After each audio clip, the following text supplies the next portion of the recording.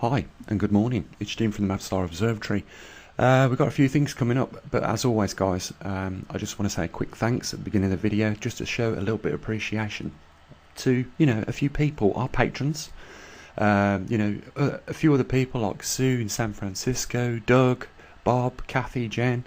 You're all superstars, and all you guys that look after the equipment now that we've got globally, you're also superstars.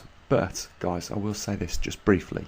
We've got 30,000 subscribers, and if we want to keep driving what we're doing and increasing it, and I really want to expand this year, I've got some news coming up, which I only want to tell you guys if I can make it happen.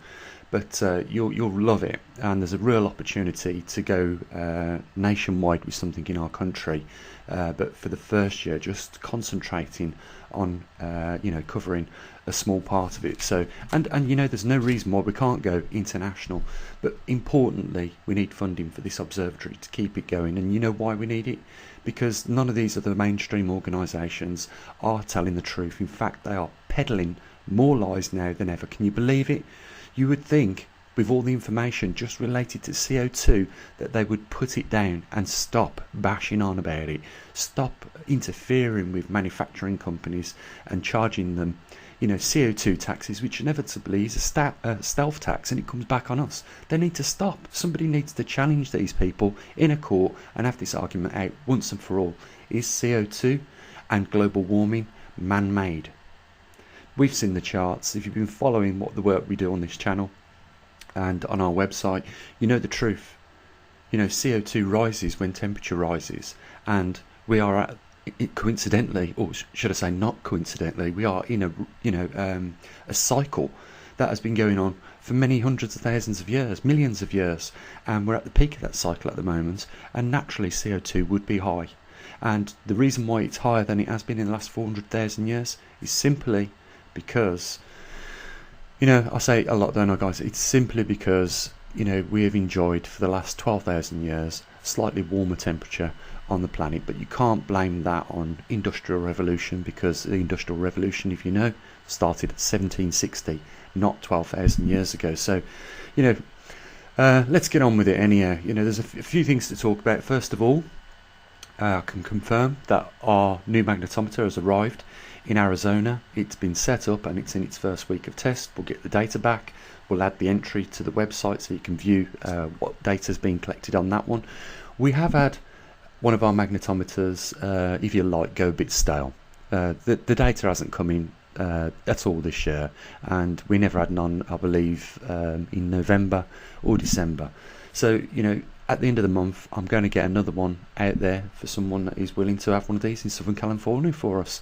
We'll give Brad, a little bit of time. I haven't seen no data off him this year, and again, that's in Kentucky. And I really don't want to lose, the grip that we've got on America with our magnetometers and the positions where they are. But I'll do everything I can to get those magnetometers back online and some more into the United States. This year I want to put magnetometers in Canada, Africa, and still want to try and get one out in Russia. But the problem is we don't get many viewers from Russia for some reason, but I want to get one out there.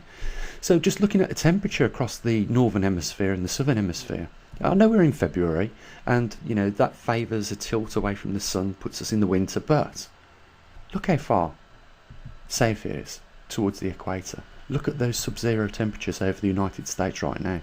It really spells it out. We could be, very simply, going into the next glacial period. We are due to go into a glacial period, and at that point the northern hemisphere will go, if you're viewing it from outer space, it will go white. And we know there are certain circumstances that have been set up which could encourage this even more. And two of those circumstances are the grand solar minimum, shrinkage of the heliosphere, more CO2 into the more cosmic rays into the upper atmosphere, collisions, and we're monitoring this now with our muon detectors. And one of those will shortly be in Brazil, hopefully by the end of this month. The other one in South Central Australia, and we'll be taking the readings on the lowest and the highest radiation absorbed as a result of, like I say, the GSM, the Grand Solar Minimum, and this rare anomaly that we're experiencing right now. the magnetic pole reversal. So, you know, this information that we're gathering will give us an idea of what situations we'll face in the future with regards to, you know, the main thing, cosmic rays. We know that cosmic rays affect the weather. It also poses serious health threats to ourselves, and you've only got to watch some of the other videos for me to talk about those things. So it's very serious. If this increases, you know, we stand higher risks. It's as simple as that. And our climate can shift dramatically, and if we just fire over to the jet streams, we'll pull up, you know, we'll have a little look at what the condition is of those today. So as we can see, over the Antarctic region, I mean, I can't call it a polar jet stream because, you know, there is an intertwine between the subtropical and polar jet streams, and we are getting these vertical jet streams now, a lot more, as you can see just here. I'm just hoping that the cursor of the mouse is in line, but you can see that fractured jet stream. It's drawing in, you know, from the equatorial region of the Earth and subtropical region, all that warm moist air, and pumping it down into the Antarctic Circle right now. And as a result of that, you know, when hot and cold air collide in these conditions and it's being drawn south, it's going to cause snow. If it's close to those polar regions, it will cause more snow. And, you know, that's not a bad thing because, as we already know, the Antarctic is actually increasing in its ice pack size. And not according to, you know, people like Al Gore that claim that, you know, we're going to lose the polar caps on the Earth by 2014. Well, it simply didn't happen. And, you know, one of the things that gets me, guys, right now is that they're even talking about, you know, climate deniers, or, you know, people, if we don't agree with their CO2 causing global warming and that it's man-made, that they think now that we should be put in prison for it. Can you believe that they even talk about such a thing? I don't think they'll ever pass a law, but, you know, our freedom of speech is disappearing, and our freedoms of opinion as well are disappearing. And what we're seeing is, you know, you can see it on the bottom of my videos, guys, you know, this climate banner that they've put there, so that they get, not only do I get my opportunity to tell you what I think is going on, but they also force their opinion on you as well with that banner. And, you know, we've been through the data. When we click on that link, we've been through the data, and we can show you that, you know, this is falsified facts. They've manipulated the data, and they're manipulating the temperature right now to match rising CO2.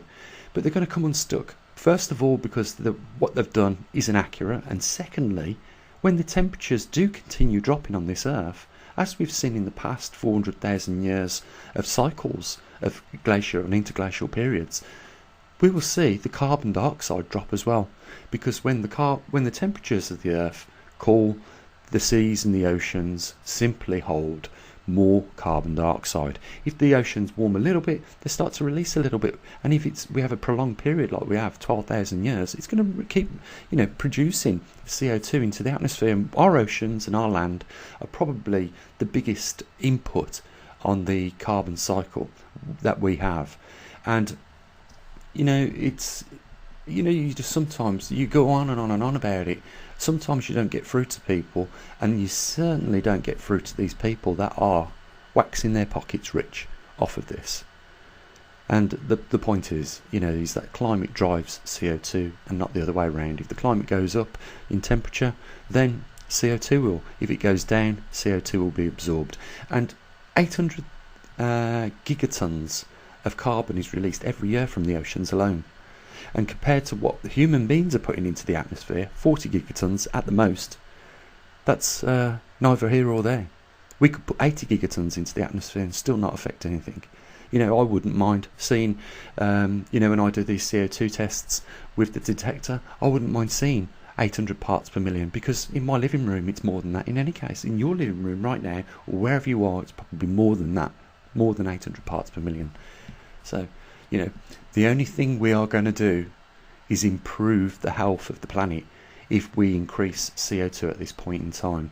And, you know, other scientists like Freeman Dyson say, you know, it's really hard to try and double the amount that we're putting into the atmosphere right now. If humans tried to double the amount that we're putting into the atmosphere, it would be really, really hard for us to do it, almost impossible. It's just the way that it works, simply, you know. So, but I wouldn't mind seeing the Earth go greener, but that just increases the biodiversity for all the other, you know, life forms on this planet to thrive. What sort of person, just let me ask the question, what sort of person wants to reduce the greenness of this Earth and make it less habitable for species? What sort of person wants to do that? Well, the fact is, guys, is if we dropped it down to 150 parts per million, we'd shut the life form, all that vegetation that thrives on the CO2, we'd shut it down, and in turn shut ourselves down. We just really don't need it. We don't need this CO2 taxing. We don't need these CO2 lies from these global politicians, because we face enough as it is.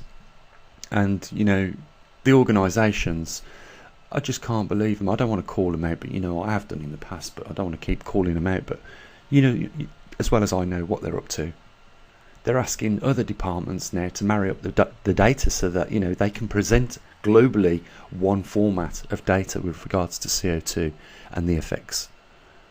So it's, you know, this science is no longer in the hands of scientists, it's in politicians, and they don't know nothing about science. But thankfully we've got, you know, people like me and a few of you guys out there that want to support the truth, and, you know, you want to get the, you know, the facts, and you don't mind, you know, supporting a channel like ours and this little observatory like ours in order to do that.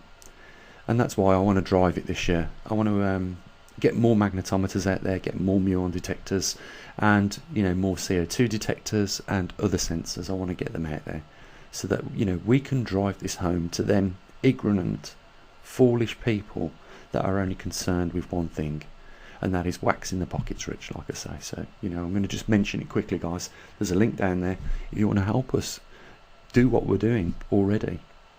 We're at 30,000.